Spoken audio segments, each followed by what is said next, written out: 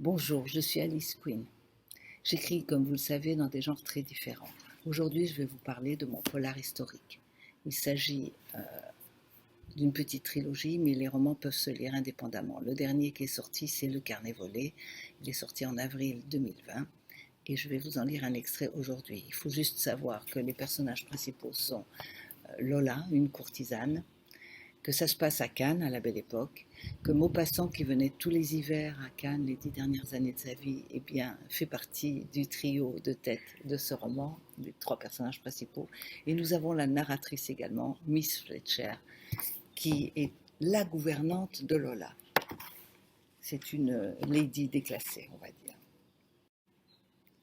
Voilà, donc je vais vous lire aujourd'hui un extrait de ce roman, le tout début, c'est-à-dire le prologue, et puis le début du premier chapitre. Un homme vêtu de noir entre chez lui.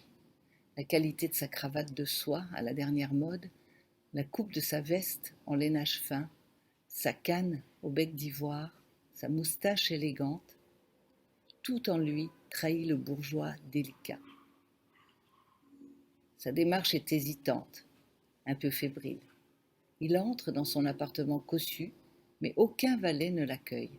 Malgré la fraîcheur de ce mois de décembre, une goutte de sueur perle sur sa tempe. Il tourne son regard vers le plafond, au fond de la pièce. Accroché à un gros clou planté dans une poutre, une corde se balance. Un nœud coulant. Il s'assoit devant son secrétaire et sort de sa poche un carnet qu'il ouvre. Des tableaux, des écrits comptables, des colonnes, des nombres. Sur les dernières pages du carnet, les chiffres laissent la place à un texte inachevé qu'il relit. C'est une longue lettre, tracée d'une écriture serrée, nerveuse, brouillonne, et datée du 1er décembre 1891. Il trempe sa plume dans l'encrier, finit son billet. À présent, ma décision est prise. Comment pourrais-je supporter encore de respirer après avoir commis l'irréparable? Comment pourrais-je vivre sans savoir où tu es? Jusqu'où ton désespoir t'a conduite? La honte me submerge. Adieu, ma thé. Toi au moins, puisses-tu me pardonner, puisque je sais que Dieu ne le fera pas. Je serai pour toujours, à jamais, tien, Félix. Il grimpe sur le tabouret, passe la corde à son cou et se laisse glisser. Immédiatement, son corps est pris de soubresauts, comme s'il regrettait déjà son geste, comme s'il voulait revenir en arrière, tout recommencer, comme s'il avait oublié quelque chose. On frappe discrètement à la porte, la poignée tourne lentement. Des pas furtifs. L'homme continue de tressauter, les yeux exorbités, suffocants, affolés.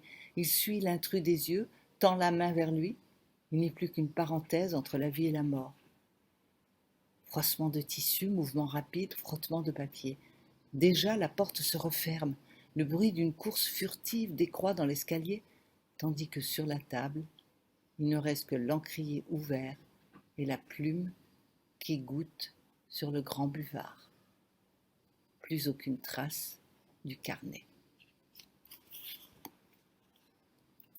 Disparu.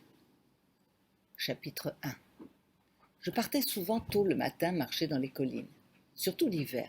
Je profitais de ce temps pour réfléchir, savourer quelques moments de quiétude.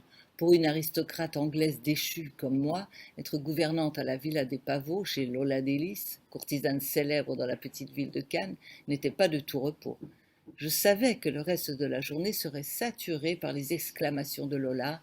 La discrétion n'était pas son fort. Cette petite heure de marche suffisait à mon besoin de calme, car en réalité rien ne m'était plus nécessaire que l'atmosphère surexcitée de la villa. Ce que j'aimais le plus dans ces promenades matinales, c'était le retour. La vue sur la mer était éblouissante. Que de levers de soleil enivrants j'ai surpris ainsi. Parfois je faisais un détour par la boulangerie et je rapportais du pain tout chaud à la maison. C'est ainsi qu'en ce jour de décembre 1891, remontant par la rue que l'on venait de tracer entre le boulevard de la Foncière et le chemin vicinal de Saint-Nicolas, je rencontrai Basile, le jeune saute-ruisseau qui travaillait pour le journaliste Murier.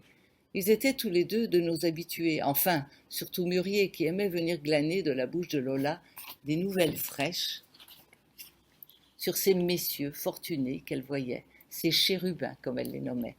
Perdu dans ses pensées moroses, le jeune commissionnaire ne m'avait même pas remarqué. Hello, Basil, où vas-tu? Il sursauta en me regardant. Eh bien, je te fais peur maintenant. Tu as un message pour un client de l'hôtel d'à côté? Non, non, Miss Fletcher, c'est pour chez vous, pour mademoiselle Lola, me répondit-il d'une voix sourde. Confie-le-moi si tu veux, je peux le lui apporter. De qui est-ce? Au moment même où je prononçais ces mots, je me fis la réflexion que s'il me donnait le message, il n'aurait pas le pourboire de Lola. Sans doute aussi voulait-il passer par la cuisine de Rosalie et se voir offrir quelques bonnes choses à manger. Il avait répondu par un grognement. Je compris qu'il n'avait pas envie de parler, ce qui m'étonna un peu. Eh bien voilà, j'arrête ici ma lecture. J'espère que ce petit extrait vous a donné envie d'en savoir un peu plus. Sachez juste que ces romans, bien que faisant partie d'une trilogie, eh bien, se lisent indépendamment les uns des autres. Et puis également, je voulais vous dire que le carnet volé, par rapport aux deux autres, a un ton un peu plus grave. Les deux autres avaient disons, un style un peu Offenbach, Belle Époque, et celui-là, il est plus grave, eh bien, parce que nous allons assister. Alors, je ne veux pas vous le spoiler non plus, mais disons que dans la vie de Maupassant, ce n'est pas un passage très gai, donc forcément. Et puis, c'est un adieu aussi au personnage. Voilà, c'est tout. Je vous dis au revoir. Je remercie le Coin des auteurs, toujours pour cet accueil extraordinaire dans cette chaîne et pour le boulot qu'ils font. Et puis, voilà, à bientôt. Si vous lisez le livre, écrivez-moi et dites-moi ce que vous en avez pensé.